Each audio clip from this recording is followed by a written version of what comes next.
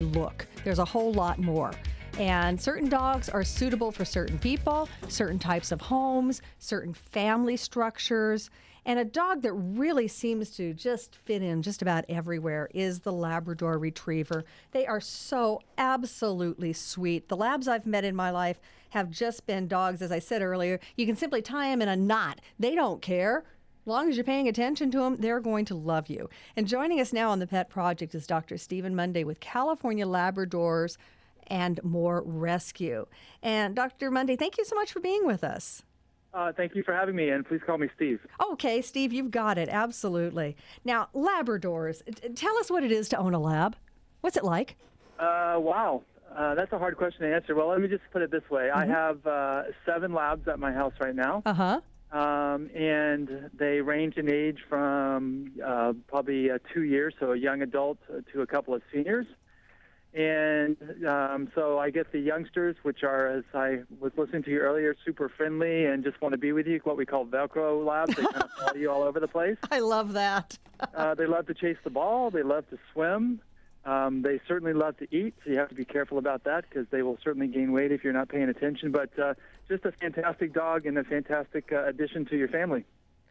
Now, we're talking big guys. Labradors get pretty large, right? Yeah, it's interesting. There's sort of 2 types of labs now. There's the British ones or the English ones and the American ones. Uh-huh. The Brits seem to like their labs a little smaller, and they tend to be kind of shorter and stockier. Huh. The Americans tend to be a little taller and longer in the leg. I don't really find much difference in terms of the personalities. I think there's just a little bit difference in size, and I think it's just personal preference. But typical adult lab females probably range between about 50 and, say, 65 or 70 pounds. Mm-hmm. The males probably add about 10 pounds to that. Certainly they can be larger or smaller, but I would say that's pretty typical. And I've met some labs who think at that size they're lap dogs. Yes, absolutely. My largest lab probably actually weighs about 90 pounds, and she definitely would love to sit in my lap all the time. And she probably does quite often. She sure does. That's the other thing that you bring up about Labradors. They do love water. They will swim. Yeah, my dogs are pretty fortunate. They get to go to the beach virtually every day. Oh, and, nice. They love being in the water. They don't like baths so much, interestingly enough, but if you take them to the beach or to the lake, they absolutely love to swim. Well, baths aren't fun, but the lake is fun. So. Yeah, well, unfortunately, if you go to the beach, you do need to wash the salt water off because otherwise it really dries out their skin. So Yeah. The good and bad have to go together, unfortunately. Absolutely. Now, you're in charge of the rescue group there, and are there a lot of labs out there that need homes? Yeah, it's really interesting the way this works. The Labrador Retriever for many years now has been the #1 dog breed in America. Mm-hmm. It's super popular for lots of reasons that we've already discussed. This great family dog, super friendly, very smart, really trainable.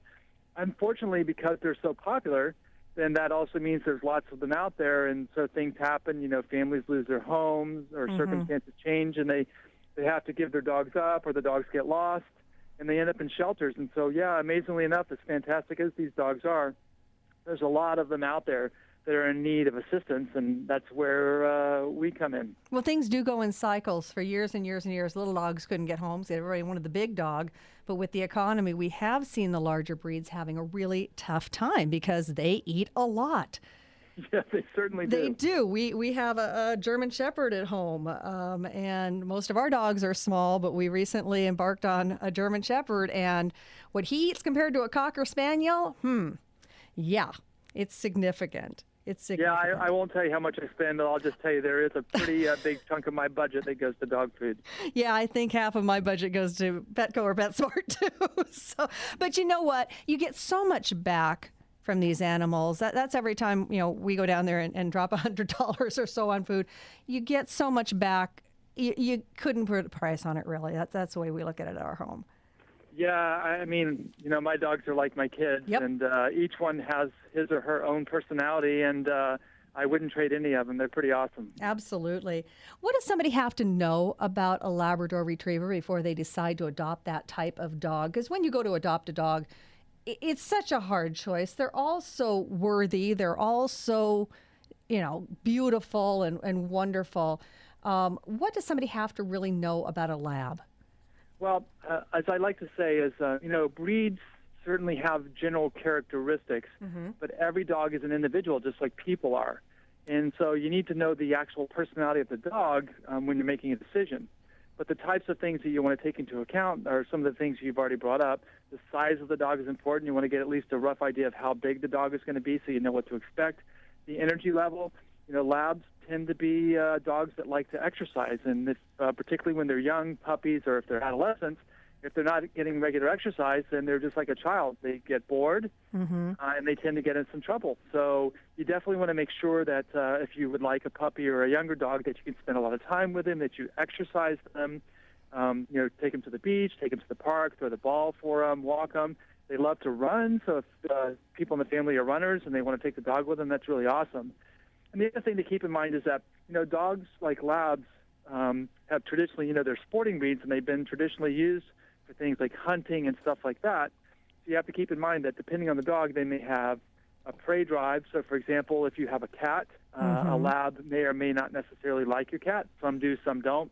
Just something you want to think about when you're making a decision regarding a dog, such as a lab. And the other thing is you want to take into account, the lifespan.